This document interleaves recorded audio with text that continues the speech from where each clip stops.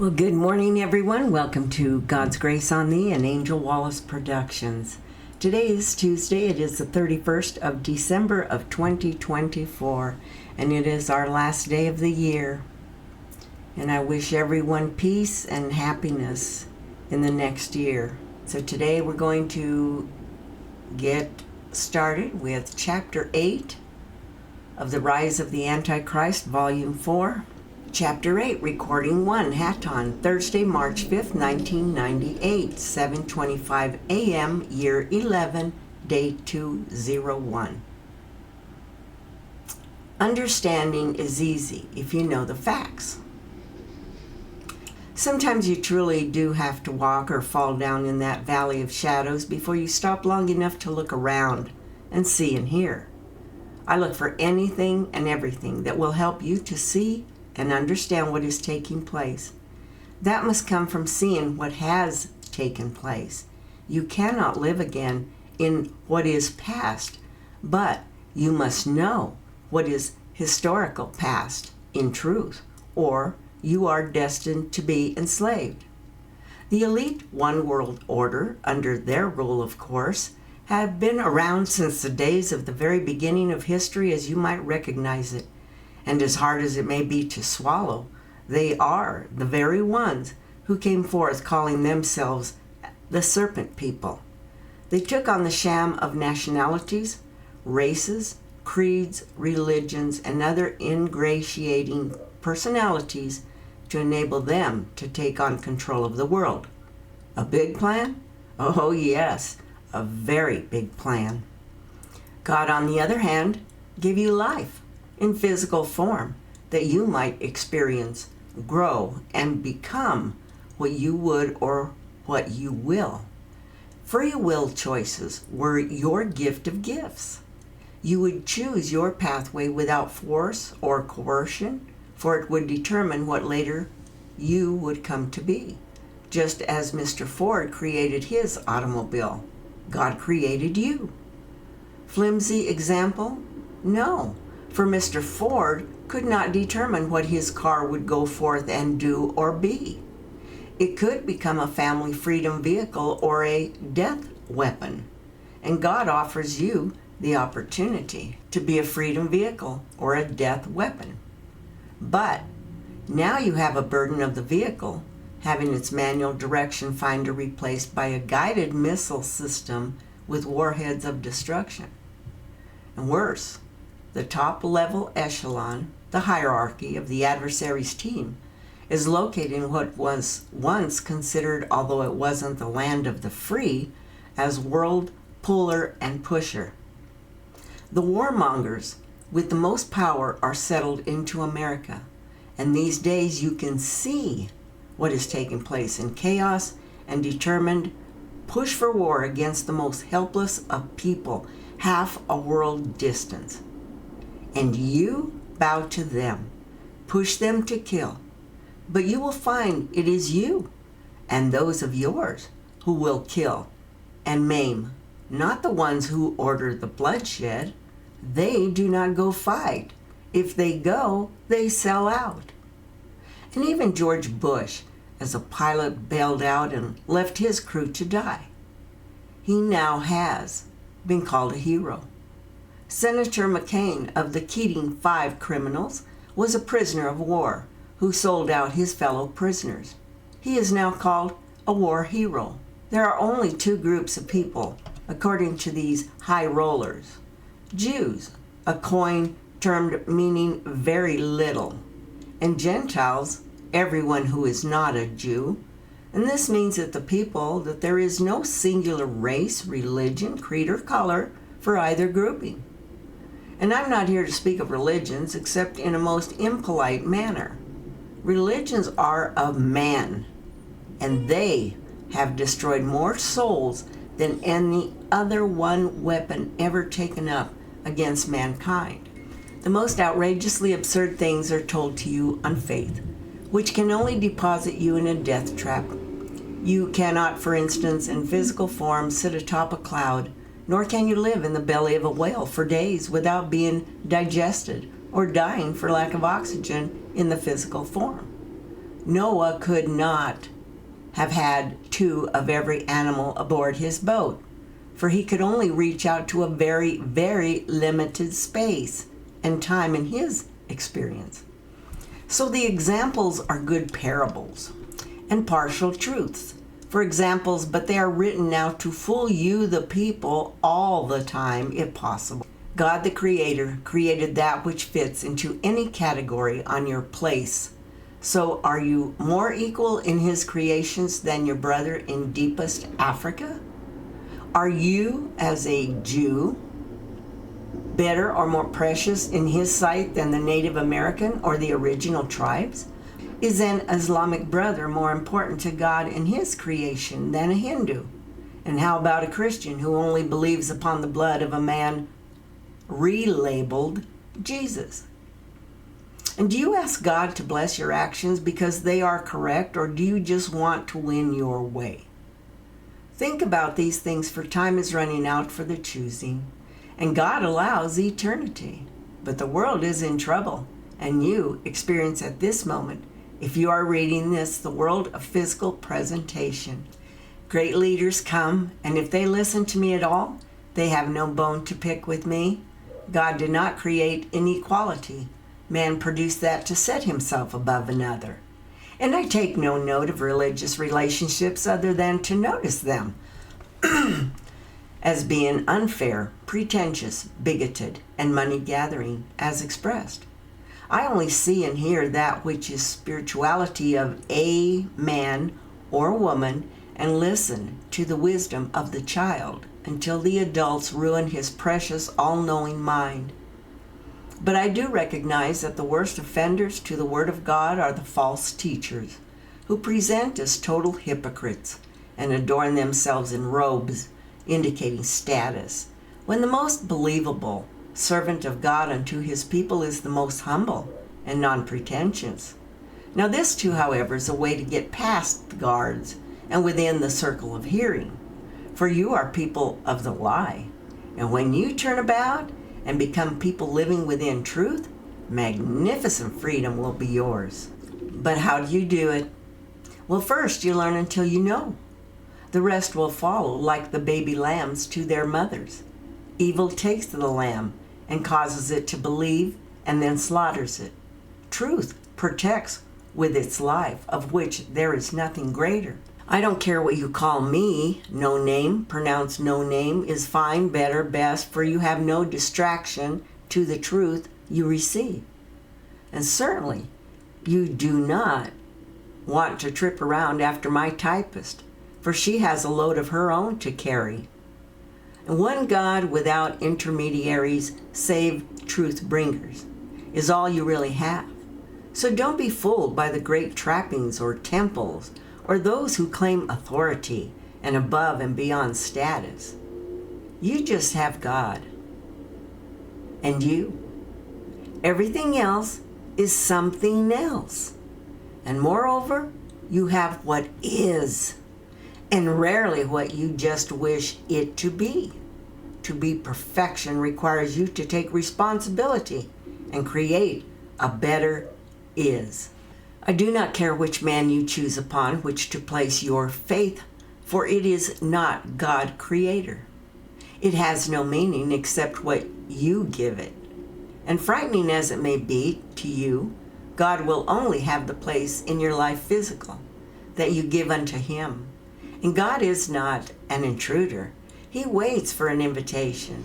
And you who call Him to win wars except to negate them in peace are warmongers, and you may win, but your soul will lose the race. You can be among the humanoid, humans, or you can be among the mans, higher universal man.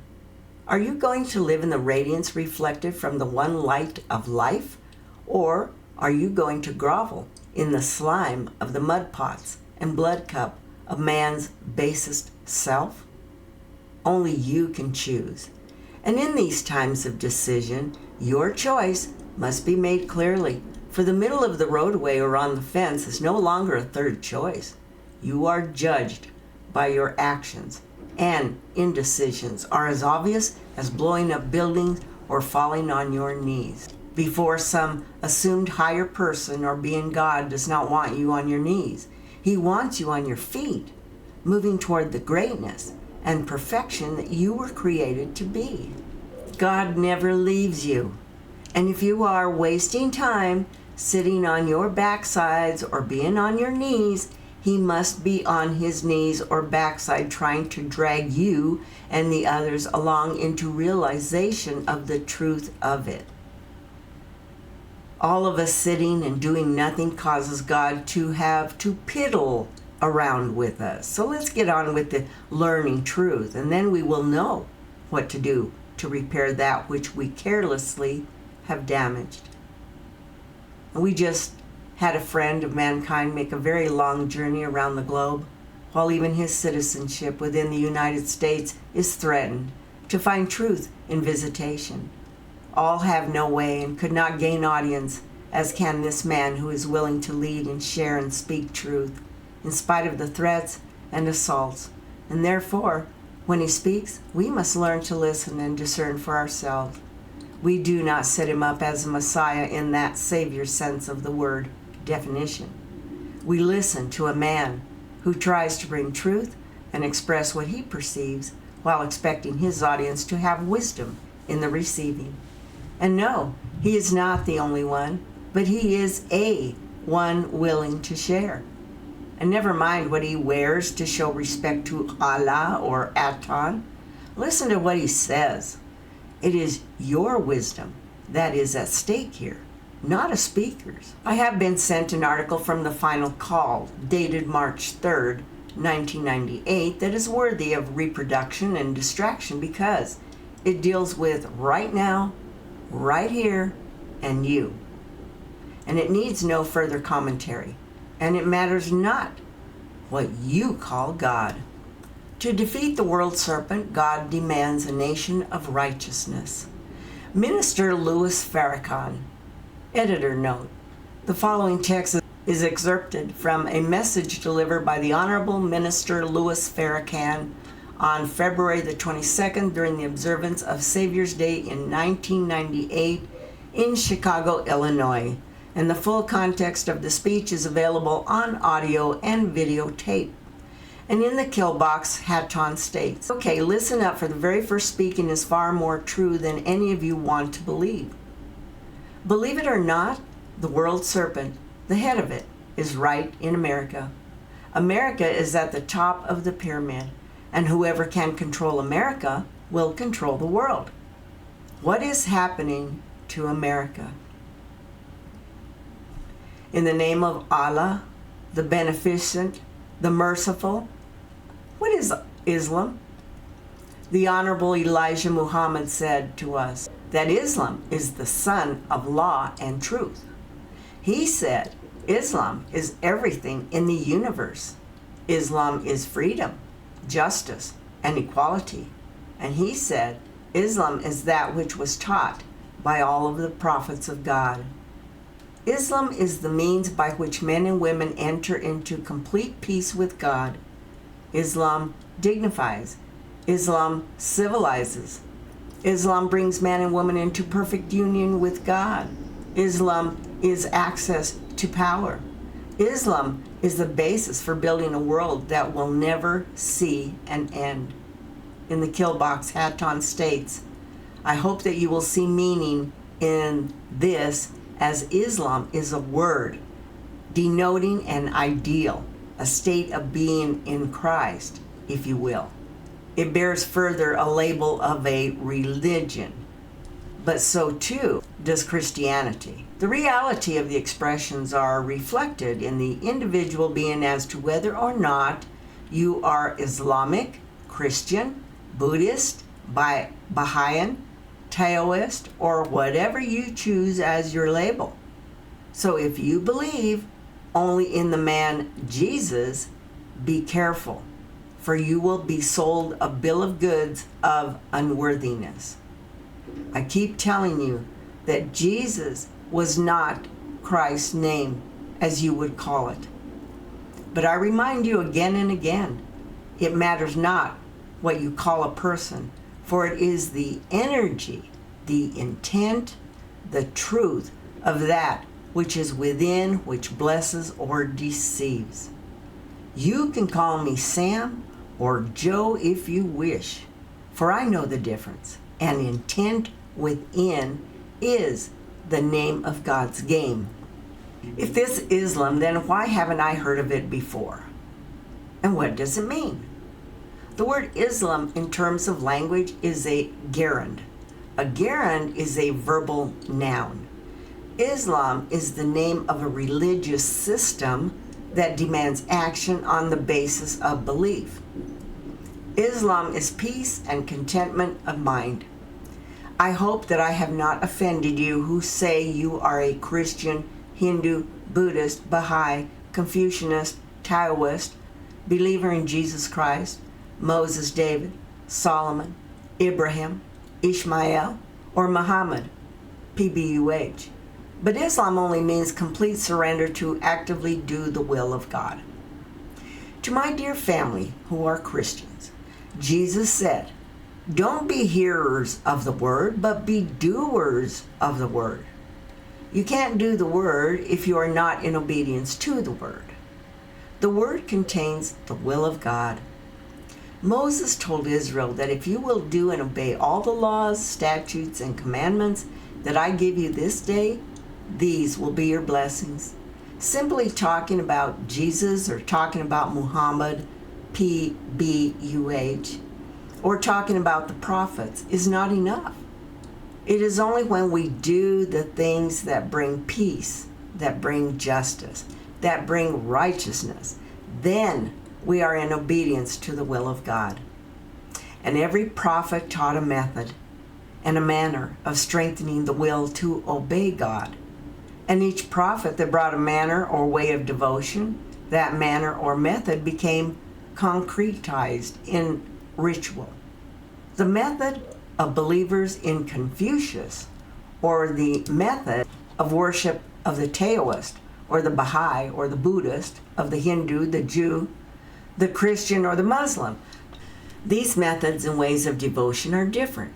But if you look at the method and the manner and the extract the truth that is in it, then you will find that all the methods, manners, and rituals were designed to strengthen man and women in their will, that they would begin greater obedience to God. America is at war with Islam, and sometimes it is covert, sometimes it is overt, but she does not want Islam to survive. In this war, I have chosen to be on the side of obedience to God, and this means that my government is at variance with me, and I am at variance with my government. I respect those in authority. This is a great country, but something is wrong here. America started wrong. She killed off the original owner, the Indian, the Native American, and put those who survived on reservations. You brought us blacks here, and you know that you have not treated us right. You made us build the country, but we have not enjoyed the best fruit of it. You don't mind us being drug addicts, prostitutes, or homosexuals. You don't mind anything that we do in disobedience to God. But if my brothers, Muslim FOI, are out here with a Final Call newspaper in their hand that will wake up sleeping human being, you run them off the street. But the dope peddler is still there peddling in the kill box, hat on. But dope peddlers are the product of the serpent. The truth is his death sentence. Inside America and other parts of the world, there are a few people who have united to control the economy of the world and dominate the wealth of the world to their advantage and to the detriment of the weak and the poor. And at the start of this century, Europeans met to decide how to divide up Africa and its wealth. The Christians sing a song that says, "He's got the whole world in his hands. He's got the whole wide world in his hands. He's got you and me, brother, in his hands. He's got the whole world in his hands. What are you talking about? You're thinking it's Jesus, but it's Satan. Satan has the whole world in his hands. He's got you and me, brother, in his hands. And everywhere I went on the earth, I found slaves, rich slaves, powerful slaves, heads of state and government slaves, serving notice. Today I serve notice on all the leaders, black and white, Jew and Gentile, Muslim, Buddhist, Hindu. If you're not going to lead in the way of God, then you are either going to sit down or you will be sat down. A friend of mine talked to me about a pyramid. And in this highly competitive environment, you push away others that are competing against you as you climb to the top of the pyramid. And when you get to the top, you look down on those whom you push aside. And sometimes you look down on those who helped you get to where you are. And when you are on the top of the pyramid, you can stay on top by kicking others down who are trying to get up. Or you can stay on top by helping those at the bottom in their climb. If you are at the top helping those at the bottom, then you expand the pyramid and you keep growing higher and higher. Because when you reach the top of the pyramid, there is nothing else for you to climb up on. Then it becomes a spiritual journey. It's a journey from the top of the pyramid to meet with God in the air. The growth and expansion of the pyramid is the only way that those on top can get closer to heaven. And the only way those on top can get closer to heaven is to be a servant of those at the bottom. And to be a servant of the poor, the weak, and those who don't have what you have to expand the economy, to include those that have not the skill to expand it for themselves. They see and fear lightning bolts coming from the IMF, the International Monetary Fund, the World Bank, the federal system, the U.S. Treasury Department. And all of these are instruments of America's foreign policy. And these governments hear a loud voice coming out of the American administration saying, "Do what we say or we will kill you and your children." This is America. But there is another group in the country that is saying, no, this is not the way the only remaining superpower should behave. We, the Nation of Islam, are among that group. There are many Christian brothers and sisters in that group. There are many political leaders in that group. They say that I'm an anti-Semite. I'm not anti-Semitic. I do not hate the Jewish people. But there is a saying that there is good and bad in every race. I agree. White folks want the good Negroes to attack the bad Negroes, and the bad Negroes are those that the white folk don't like. I guess I'm one of those bad Negroes. But there is a growing number of white people who are listening to Farrakhan, who see beyond the poison of the media. I want to know, when will a good Jew stand up against the Jews that are not good? Now, readers, that is a mouthful in reality. When will the good Jews point out the bad Jews and say, you are a disgrace and a discredit to your race and to your culture and to your religion? Hatch on in the kill box. Well, the elusive beast here is that these are neither from a race or a culture or a religion, except when it serves the purpose of gaining control of wealth. Another question I would answer right here and now, is Farrakhan in touch with your people, sir? No, nor should he be. Protection of God's people is dependent on each of us, and you protecting the brother and sister, no matter who they might be. Louis Farrakhan would never put my scribe in such a position or focus. But do we know one another? This is a far different question, of which the answer, of course, is yes. My name is Aton, and he knows me well indeed. That, however, is for another writing, so please let us move on. Now, Jews have a very small number of people, but they are the most powerful in the world. They have the power to do good, and they have the power to do evil. And there are 10 million Jews in the world. 5 million of them are in the United States. There are 1,500 million Muslims, which means that for every Jew, there are 150 Muslims. Now, what do the Jews do best? They have been the best in finance that the world has ever known. And they are a little better than the Chinese. The Chinese come second, but the Jews are the best in the world in finance. What I want to say to you today is that there are a few people of like minds who have taken Africa. These are called in the lessons the 10%. The Africans in so-called third world countries want to develop, but they don't have the money. So here comes the United States behind the IMF, the World Bank, and the Federal Reserve. And these financial institutions say they will give these countries billions of dollars, but they make these countries devalue their currency. And what is currency and what is current? Current is the flow of electricity from a source to that which receives it. And when that which receives current receives it, it has power to create motion, light, heat, and energy. And to diminish the current is to diminish the power coming from the source, which means less light, less heat, less energy, and less motion. And when the IMF says devalue your currency, they are literally weakening that nation's ability to provide strongly for itself. And then the IMF says, after you devalue your currency, you must privatize.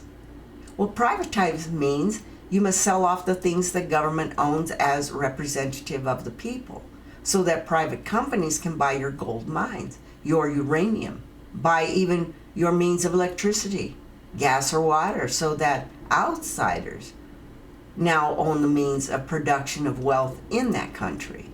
So the whole country is working for the IMF and the World Bank, and behind the loan is America buying the leadership so that when she needs a vote in the United Nations, they will not speak out, but they will abstain. Africa is enslaved now by debt. You see new roads being built, but the price of that new road is that they have given up the gold. They have given up oil concessions. But what if the Muslim world decided to tie their currencies to gold so that they would not be the victim of a floating currency that can go up and down at somebody's whim? If they tied their currencies to gold as a stable anchor for currency, then they could probably break the back of these world serpents. Believe it or not, the world serpent, the head of it, is right in America. America is at the top of the pyramid, and whoever can control America will control the world. So what is happening to America? Have you noticed there is a dumbing down of the American people? The average American reading at a 5th grade level doesn't like to read.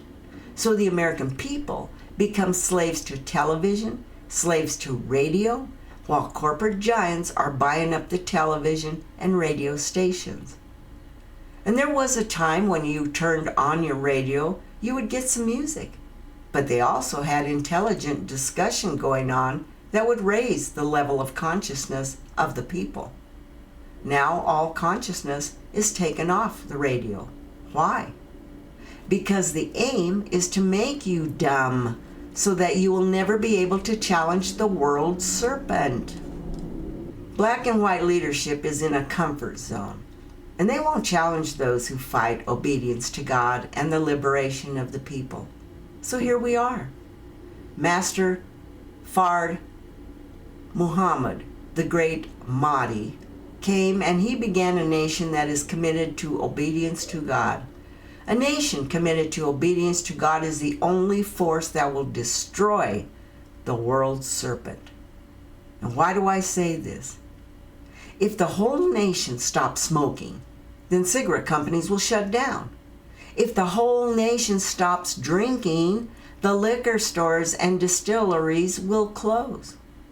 The deaths from drunken driving, the deaths that take place because people lose the faculty of reason stop. And if we stop using drugs, the drug dealers closed down. Only obedience to God will close it down. And in the kill box, Hatton states, "But how many of you are simply idealistic enough to believe that this will happen unless the entire circumstances are changed first?"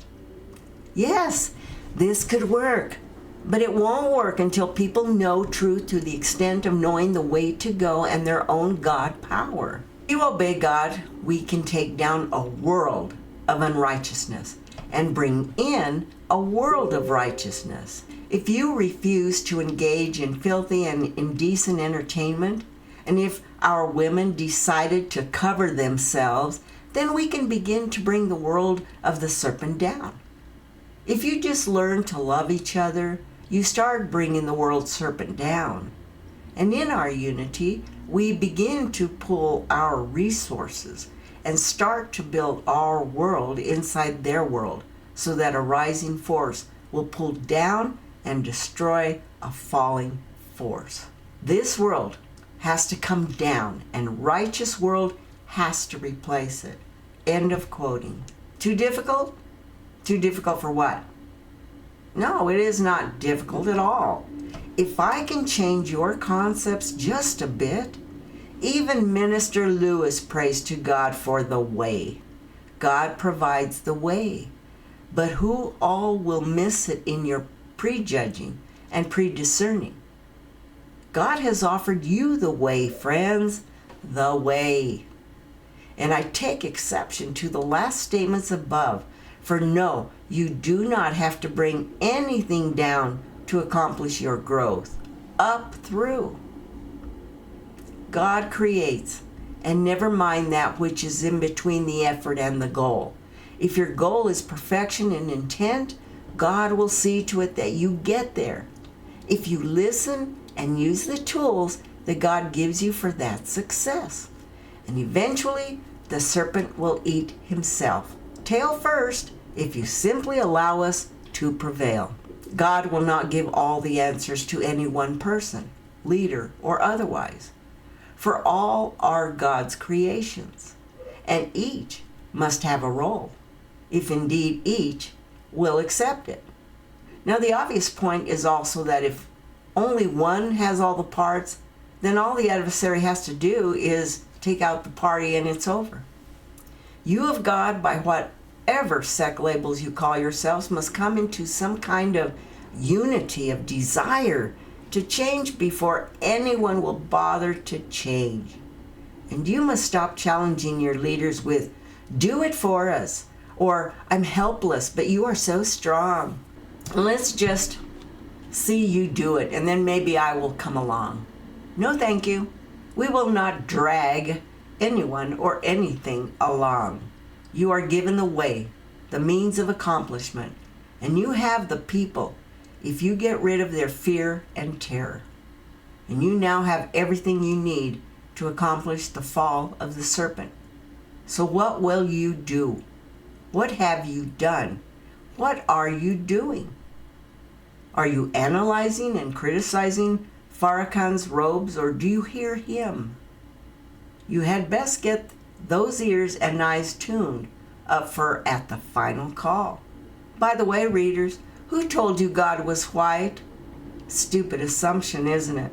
Salut and Adonai Eton.